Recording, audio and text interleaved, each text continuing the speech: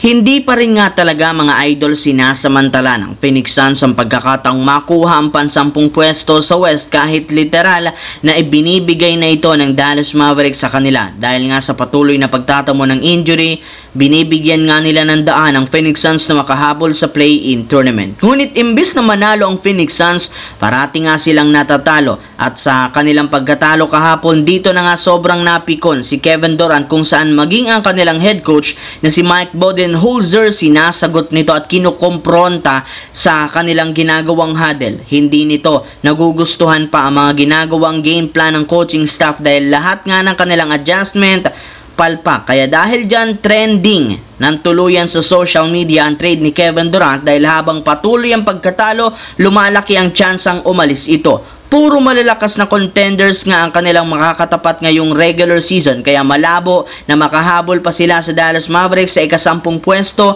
sa West. At once na maaga silang malaglag, inaasahan na agad itong hihiling ng trade sa kanilang front office. Samantala, matapos nga pong maipanalo ng Los Angeles Lakers ang game kahapon laban sa Phoenix Suns, maraming ang nakapansin, mas relax at nakangiti ngayon si Luka Doncic, hindi kagaya ng mga nagdaang laban. At isa sa mga dahilan ay ang pagbabalik ng big man na si Jackson Hayes. At kung nakaraan nga po nilang game, hirap si Luka na makapag-operate sa opensa, bigla na lamang nga pong naging madali ito para sa kanya simula nang bumalik si Jackson Hayes. Meron nga siya ditong mapagkakatiwalaang sentro na nabibigyan niya ng mga love passes at easy basket na napakalaki ng impact sa panalo. Mas confidence rin naman si Doncic ngayon na gumalaw at tumira gayong alam nga po niya na meron silang big man na kukuha ng offensive rebounds at gagawa ng mga hustle plays. Pero malaki ang naitulong ni Luka sa improvement ni Jackson Hayes bilang sentro since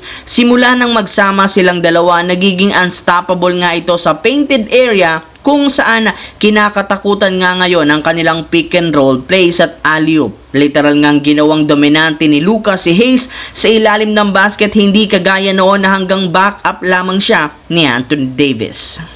Habang papalapit nga po mga idol ang pagtatapos ng regular season, parami nga ng parami ang mga teams na nagre-reklamo ngayon sa OKC Thunder kagaya ng Detroit Pistons.